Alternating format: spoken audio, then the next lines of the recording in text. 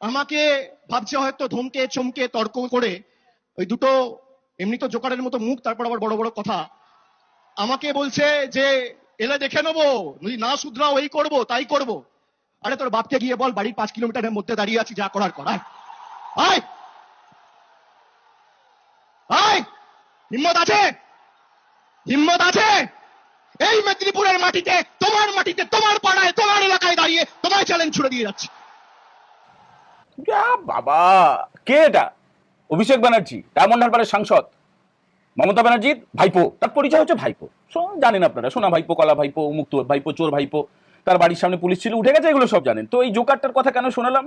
এই জোকার গিয়ে কাঁথিতে, মানে পূর্ব মেদিনীপুরে শুভেন্দু অধিকারীর বাড়ির কাছাকাছি গিয়ে এইসব আজে বাজে নোংরা কথা বলেছিল, তোর বাপকে ডাক, উমুক তুমুক। আর তার যে যারা চাকর বাকর, তারা তো যা তা বলেছিল, আপনাদের সব মনে আছে, সেগুলো সব আমাদের ভিডিও ফুটেজ রাখা আছে, দেখাবো, ব্যবস্থা তো হবে, দেখাবো, সেসব নিশ্চয়ই দেখাবো। কখন কাকে বলছে বেজন্মা, মানে শুভেন্দু অধিকারী। আর এই জোকার এ যখন এইসব বাপকে ডাক, তোর মাটিতে এসে এইসব বলছি, তখন শিশির বাবু, মানে শুভেন্দু অধিকারীর পিতা, তিনি অসুস্থ ছিলেন। শিশির অধিকারী প্রাক্তন কেন্দ্রীয় মন্ত্রী, সাংসদ, বিধায়ক ছিলেন। পূর্ব মেদিনীপুরের মানুষ বা এ রাজ্যের মানুষ তাকে প্রবাদ প্রতিম একজন রাজনীতিবিদ মনে করেন, স্বাধীনতা সংগ্রামীর সন্তান, পায়ে হাত দিয়ে প্রণাম করেন। সেই শ্রদ্ধেয় মানুষটিকে এই যে ভাইপো, সে গিয়ে বলেছিল তোর বাপকে ডাক। শুভেন্দুবাবুর মা তখন অসুস্থ ছিলেন, অনেক অনুরোধ করেছিলেন প্রশাসনকে, কেউ শোনেনি। তার বাড়ির দিকেই মাইকের চোঙাগুলো ফিট করা ছিল। আর যখন এই যে 24 ঘন্টা হলো মাত্র, গতকালকে যখন শুভেন্দু অধিকারী শপথ নিলেন, তার আগে থেকে কলকাতা পুলিশের তরফে কি অবস্থা হয়েছে সেসব দেখেছেন আপনারা। ভাইপোর বাড়ির সামনে গিয়ে পাড়ার লোকেরা খুঁজছে, এ ভাইপো কোথায়, বেরিয়ে আয়, একটু কথা বলি আয়। তার আগে তো ওই বাড়ির সামনে মোবাইল বার করা যেত না। আর তার যে পিসি, তার পিসির যে পাগলামি, পাগলামি নয় এগুলো, ছ্যাবলামি নয়, নোংরামি, ইচ্ছাকৃতভাবে। আসলে ক্রিমিনাল মাইন্ডেড লোক হলে যা হয়, বলছে আলট্রা লেফটিস্টদের তিনি ডেকেছেন, সব একজোট করবেন, মাওবাদীদের দিয়ে আবার একটা অস্থিরতা তৈরির চেষ্টা করবেন। দেখুন, সেগুলো করতে পারবে না, পারবে না। তো শপথ নেওয়ার পরে কি হলো? শপথ নেওয়ার পরে শুভেন্দু বাবু চলে এলেন জোড়াসাঁকোতে, জোড়াসাঁকো ঠাকুর বাড়িতে 25শে বৈশাখে তিনি কবিগুরু রবীন্দ্রনাথের মূর্তিতে মাল্যদান করলেন। তিনি তার পরিচিতদের সঙ্গে কথা বললেন, সেখানে জয় শ্রীরাম ধ্বনি দিতে বারণ করলেন, নিষেধ করলেন। রবীন্দ্রনাথের কবিতা, গান, এগুলো চর্চা হওয়া উচিত, তিনি সেটা জানিয়ে দিলেন। কোনো রাজনীতির জায়গা নয় জোড়াসাঁকো ঠাকুরবাড়ি, সেটা তিনি জানিয়ে দিলেন। তারপরে ভারত সেবাশ্রম সঙ্গে গেলেন, তারপরে চেতলায় শীতলা মন্দিরে তিনি পুজো দিলেন। তারপরে তখন মধ্যরাত হয়ে গেছে, মধ্যরাত হয়ে গেছে, গোটা রাজ্য জুড়ে উৎসব চলছে। যখন জাতীয় সড়ক ধরে যাচ্ছিলেন বিভিন্ন জায়গায় জায়গায়, সেখানে এত ভিড়, তাকে নামতে হয়েছিল গাড়ি থেকে।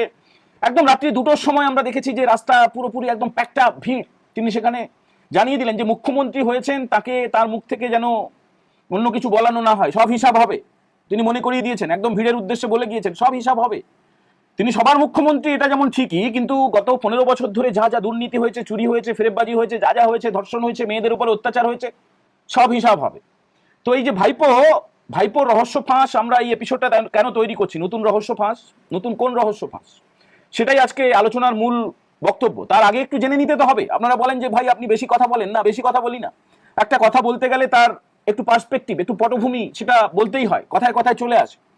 নতুন যে মুখ্যমন্ত্রী হয়েছেন, মুখ্যমন্ত্রী শুভেন্দু অধিকারী আগামীকাল কি করবেন? তিনি ক্যাবিনেট মিটিং করবেন নবান্নের 14 তলায়, নবান্ন সভাঘরে পুলিশ অফিসারদের ডাকা হয়েছে। আর ইতিমধ্যে মুখ্যমন্ত্রীর দপ্তরে, মানে মমতা ব্যানার্জির দপ্তরে থাকা যে সমস্ত বদলেহনকারী চটি চাটা যেসব যারা ছিল, তাদেরকে ঝেঁটিয়ে বিদায় করা হয়েছে, বলা ভালো লাথি মেরে তাড়িয়ে দেওয়া হয়েছে। উত্তরবঙ্গে, কোচবিহারে, দার্জিলিংয়ে, প্রত্যন্ত পাহাড়ে যাও ভাই, অনেক দিন ধরে অনেক সুখভোগ করেছো, নবান্নে থেকে অনেক চমকেছো, ধমকেছো, তোলাবাজি করেছো, এবার যাও, বিচার তো হবে। কিন্তু তার আগে পোস্টিংটা তোমাদেরকে দেওয়া হলো, একটুখানি যাও পাহাড়ে, যাও পাহাড়ে, একটু ঠান্ডা ঠান্ডা পরিবেশ আছে, যাও ওখানে গিয়ে থাকো। 16 জনকে, সিএমও থেকে 16 জনকে লাথি মেরে তাড়ানো হয়ে গেছে। এবার আগামীকালকে নবান্ন সভাঘরে বৈঠক রয়েছে, সমস্ত পুলিশের সিনিয়র কর্তাদের ডাকা হয়েছে। এই যে বেআইনিভাবে পুলিশের ওয়েলফেয়ার চলছিল, আপনারা তো সব জানেন, কারা কারা, তাদের বউরা আবার প্রেস কনফারেন্স করে।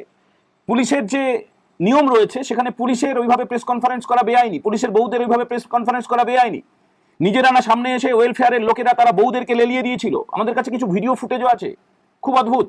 সেই যে ফল প্রকাশের পরে ওয়েলফেয়ারের যে পুলিশের আবাসন রয়েছে, সেখানে প্রচুর মানুষ আনন্দ করেছেন, নেচেছেন। মানে একটা দেখুন, জালের মধ্যে তো আটকে রাখা হয়েছিল, শিকলের মধ্যে আটকে রাখা হয়েছিল, সেটা থেকে বন্দী হওয়ার পরে একটা ঘটনা না আপনাদের বলতেই হবে। দেখুন, 2011-তে যখন, আমি নিজে বলছি, 30B হরিশ চ্যাটার্জি স্টেডিয়াম, মানে মমতা ব্যানার্জির বাড়ির সামনে আমরা গিয়েছিলাম পেশারগত কাজে, আমাদের থাকতে হয়েছিল, অফিস থেকে বলে দিয়েছিল। এবার মমতা ব্যানার্জির বাড়িটা হচ্ছে খাল পাড়ে, কালীঘাটের যেটা আদি গঙ্গা বলা হয়, একদম খাল, মানে স্থবির একটা পাঁকওয়ালা গন্ধওয়ালা খাল। তো সেই খালের ওপারে হচ্ছে প্রেসিডেন্সি জেল। এবারে মনে থাকবে এরকমই মে মাসে ফল প্রকাশ হয়েছিল, সম্ভবত 13ই মে। ফল প্রকাশ হচ্ছে যখন মমতা ব্যানার্জির দল এগিয়ে যাচ্ছে, ওদিক থেকে যারা জেলবন্দিরা সেই প্রাচীরের উপরে উঠে উল্লাস করছে, চিৎকার করছে, মানে কিরকম অদ্ভুত ভাবুন, মমতা ব্যানার্জি জিতছে আর ওদিক থেকে ক্রিমিনালরা উল্লাস প্রকাশ করছে। সেই ছবিটাই প্রবাহিত হতে থাকলো প্রত্যেকটা দিন, প্রত্যেকটা রাত, 15 বছর ধরে ক্রিমিনালরা রাজত্ব করে গেল। আর 4 মে যে ফল প্রকাশটা হলো, তারপরে কি ছবি দেখেছেন, কতটা সংযত, কতটা সংহত। আনন্দ তো করছে, মানুষের বুকের মধ্যে আনন্দ। মমতা ব্যানার্জির বড় বড় কাট আউট গুলো কলকাতা শহরে আর দেখা যাচ্ছে না। মানুষ আনন্দ তো করছেন, কিন্তু সেটা প্রবলভাবে সংযত আনন্দ, কারো কোনো ক্ষতি না করে, কারো কোনো ক্ষতি না করে। ভগবান পুরুষোত্তম শ্রী রামচন্দ্রের জয়ধ্বনি দিয়ে আনন্দ হচ্ছে। জোর করে কাউকে কিচ্ছু করা হচ্ছে না, করা হয়নি, হবেও না। যা কিছু হবে আইনের শাসনের মাধ্যমে হবে, প্রশাসনিকভাবে হবে। কেউ কারো গায়ে হাত তুলছেও না। এটা দরকার, এটা ভালো। সমস্ত কিছু হবে একদম আইনের মধ্যে থেকে। ওই যে বদলাও হবে, বদলও হবে, শুভেন্দুবাবু বলেছিলেন হবে, প্রধানমন্ত্রী বলেছিলেন হিসাব হবে, সবকা সাথ সবকা বিকাশ সবকা হিসাব হবে, অমিত শাহ বলেছিলেন উল্টো করে ঝুলিয়ে সিধা করা হবে, হবে। এবারে একটু বলি, আপনারা অধৈর্য হয়ে যাচ্ছেন হয়তো, যে ভাইপোর নতুন রহস্য ফাঁসটা কি। দেখুন, ভাইপোর তো প্রচুর জায়গায় লগ্নি আছে, সে সোনা পাচার হোক, কলা পাচার, কলা না কয়লা, আর বিভিন্ন রকমের ফেরেববাজি, চাকরি চুরি। মাঝখানে একটু বলে দেওয়া ভালো, নতুন সরকার দায়িত্ব নেওয়ার পরে, মানে শুভেন্দুবাবু মুখ্যমন্ত্রীতে আসার পরেই কিন্তু সরকারিভাবে ওই যে 2014 সালের বিজ্ঞপ্তির পরিপ্রেক্ষিতে 2016 সালে যেটা পরীক্ষা হয়েছিল, স্কুল সার্ভিস কমিশনের যে জালিয়াতিটা হয়েছিল, সীমাহীন কেলেঙ্কারি হয়েছিল, সাদা খাতা জমা দেওয়া, ট্যাম্পারিং করা, সেই যে ওএমআর সিটগুলো প্রকাশ করা হয়ে গিয়েছে, সমস্ত ওএমআর সিট। মানে লক্ষ লক্ষ ছেলে মেয়ের সঙ্গে, মেধাবী যোগ্য যুবক যুবতীর সঙ্গে প্রতারণার যা যা কিছু হয়েছিল, হাইকোর্ট সুপ্রিম কোর্ট নির্দেশ দেওয়ার পরেও মমতা ব্যানার্জির সরকার সেগুলো প্রকাশ করেনি, সেগুলো প্রকাশিত হয়ে গেছে। প্রত্যেকটা প্রার্থী তাদের খাতা আপনারা দেখতে পাচ্ছেন, আপনাদের খাতা আপনারা দেখতে পাচ্ছেন, এবং এবার থেকে যা যা এসএসসি হবে প্রত্যেকটা ওই ওএমআর সিট প্রকাশ করে দেওয়া হবে। কোনো জালিয়াতির কোনো জায়গা নেই। কিন্তু এবারে আসছে আসল রহস্যে। এই ভাইপো কি করছে জানেন? ভাইপো টাকা তো বললাম বিভিন্ন খাতে খাটে, আরেকটা জায়গায় খাটে, সেটা হচ্ছে সেফ জায়গা, সংবাদ মাধ্যম, খবরের কাগজ, টিভি চ্যানেল, এগুলোতে ভাইপোর কোটি কোটি টাকা লগ্নি করা আছে। এইবারে ভাইপো কি করবে? সংবাদ মাধ্যমের ওই ওই কালো টাকাগুলো ওখানে লাভ দেখানো হতো। মানে ধরুন 500 পিস কাগজ ছাপানো হলো, দেখানো হলো 5 লক্ষ কাগজ ছাপানো হয়েছে। তার মানে কি, খরচটা বেশি দেখিয়ে দেওয়া হলো, ওই টাকাটা সাদা হয়ে গেল। বুঝতে পারছেন? মানে বিরাট ফেরেববাজ, বিরাট বড় ফেরেববাজ। সব রিপোর্ট চলে এসছে। আরে গোপন তো থাকবে না, কি করে গোপন রাখবে? শপথের দিন, মানে যেদিন নরেন্দ্র মোদী, অমিত শাহ, আদি উত্তরপ্রদেশের মুখ্যমন্ত্রী যোগী আদিত্যনাথ, হিমন্ত বিশ্ব শর্মা সহ অন্যান্য মুখ্যমন্ত্রী, রাজনাথ সিং, তারা সব আছেন, সেই মঞ্চে যখন শপথ হচ্ছিল, নিচে ভাইপোর খবরের কাগজের সঙ্গে যোগ আছে এমন কিছু ফেরেববাজকে পাঠিয়ে দিয়েছিল, চোরকে পাঠিয়ে দিয়েছিল। তাদের পয়সা আছে, এটা ঠিকই, দামি দামি গাড়িতে চড়ে, বড় বড় অন্যান্য ব্যবসা আছে, সেগুলোকে বাঁচাতে হবে, প্রচুর দুর্নীতি আছে, প্রচুর কালো টাকা আছে, তারা চলে গেছে। তারা গিয়ে কি করেছিল শুনুন, এগুলো জেনুইন কথা বলছি, এগুলো একদম জেনুইন কথা বলছি। এগুলো দেখুন, কোনো পোর্টালে কাগজে ছাপবে কি করে, কোনো টিভি চ্যানেল কি করে দেখাবে? ভাইপো তাদেরকে সুবিধা দিয়ে রেখেছে। যারা চোরপোটার, যারা চোরপোটার, মনে আছে এই শব্দটা? চুরি করে আবার রিপোর্টার, তোলাবাজি করে অথচ রিপোর্টার, পদসেবা করে অথচ রিপোর্টার, পা চাটে রিপোর্টার, চটি চাটে রিপোর্টার। তো তারা কি করে বলবে সরকারি ফ্ল্যাট পেয়েছে, প্রচুর উপহার পেয়েছে, বড় বড় পদ পেয়েছে, সরকারি কমিটিতে থেকেছে, এখনো তো আছে, তারা কি করে ছাপাবে, কি করে দেখাবে? সম্ভব না। এবার যেটুকু না দেখালেই না, শুভেন্দু অধিকারী মুখ্যমন্ত্রী হওয়ার পরে শপথ গ্রহণ অনুষ্ঠান, আবার তার পরের দিন মমতা ব্যানার্জির কর্মসূচি তারা তাদের দেখাতে হচ্ছে, কারণ ওই সুবিধাগুলো তারা নিয়ে রেখেছে। এবার ভাইপো তার সেই টাকাগুলো উদ্ধার করার জন্য, তার লোকেদেরকে মাথায় বসিয়ে রাখার জন্য অন্যরকম একটা চাল চেলেছে। যদিও কিছু কিছু টিভি চ্যানেলের মাথা থেকে কেউ কেউ পদত্যাগ করছেন, মানে এত বেশি চটি চেটেছে, এত বেশি কালোবাজারি করেছে, তাদেরকে পদত্যাগ করতে হচ্ছে, বাকিদেরও হবে, সব হিসাব হবে। ভাইপো কি করেছে? কিছুটা আননোন ফেস, অথচ ভাইপোর লোক, অথচ চটি চাটা, আবার সংবাদ মাধ্যমের ব্যবসার সঙ্গে যুক্ত রয়েছে, সেই লোকগুলোকে পাঠিয়েছে শপথ গ্রহণ অনুষ্ঠানে। বুঝতে পারলেন? এইটা হচ্ছে আসল পয়েন্ট আজকে এই আলোচনার, এইটা হচ্ছে পিক পয়েন্ট, একদম সবচেয়ে মূল্যবান কথাটা বলছি, একদম মানে আইনজীবীরা বলেন না, that point should be noted milord, বলেন না, এই পয়েন্টটা একটুখানি আপনারা মাথার মধ্যে রাখুন। এই লোকগুলো গিয়ে কি করছে? যারা নবনির্বাচিত বিধায়ক, তাদের সঙ্গে হ্যালো কেমন আছেন, আপনি তো দারুণ করলেন, আপনি তো ফাটিয়ে দিলেন, আপনি ভীষণ ভালো লোক বলে তার সঙ্গে আলাপ করছে, আলাপটা জমাচ্ছে, জমিয়ে তাদেরকে দামি দামি উপহার দেওয়ার চেষ্টা করছে, কোটি কোটি টাকা টোপ দেওয়ার চেষ্টা করছে। বুঝুন বুঝুন, এই বিধায়করা তারা তো খবরটা দিয়ে দিয়েছে ঠিক জায়গায়। তারা এটা জানে যে রাষ্ট্রীয় স্বয়ংসেবক সংঘ, বিশ্ব হিন্দু পরিষদ, বজরং দল, এরা যদি চায়, যারা ওই বিধায়ক হোক আর মন্ত্রী হোক আর যাই হোক, যদি কেউ দুর্নীতিতে জড়িয়ে পড়ে, তাহলে তাদের ভোগ কাটটা। দলটার নাম ভারতীয় জনতা পার্টি। বড় বড় জাহাজ ডুবেছে, এখানে দুর্নীতি করে কোনো পার পাবে না।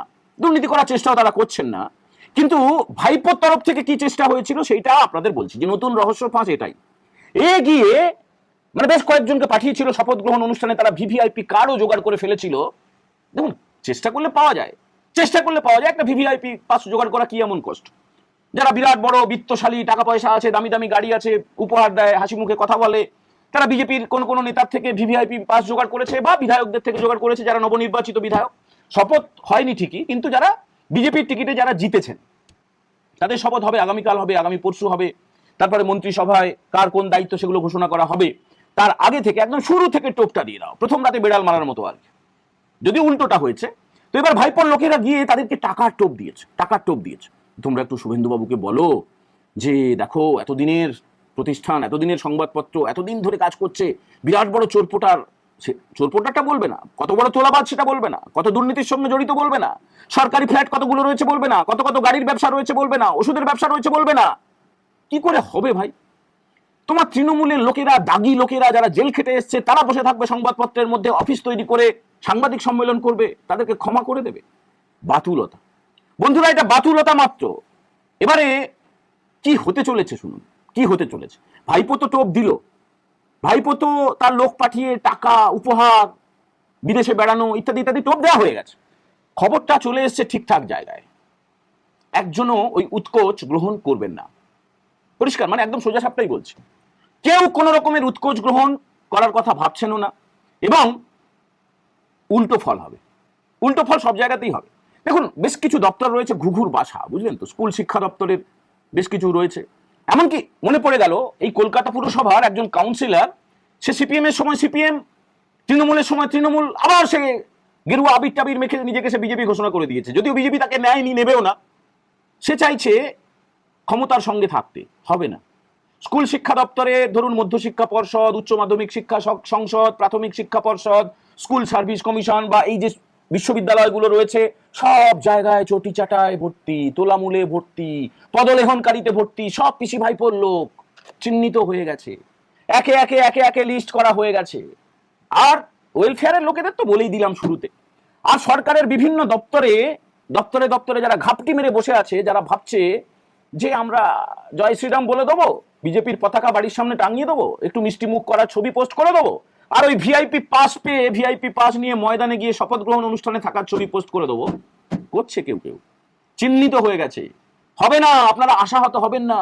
অনেকেই দেখছি দুঃখ পাচ্ছেন, আশাহত হচ্ছেন, আরে ভাই কি হলো, তৃণমূলের লোক চলে যাচ্ছে শপথে, ভিআইপি কার্ড পেয়ে যাচ্ছে, এখন তারা লাপাচ্ছে, তারাই কি মাথার উপরে আবার কি ছড়ি ঘোরাবে? না না না না না না, সেগুলো হবে না, হবে না। আশা রাখুন, ভরসা রাখুন। পশ্চিমবঙ্গের মুখ্যমন্ত্রীর নাম শুভেন্দু অধিকারী, বাপ তুলেছিল, বেজন্মা বলেছিল, বাপকে ডাক বলেছিল না, একদম শুরুতে তো শোনালাম আপনাদের।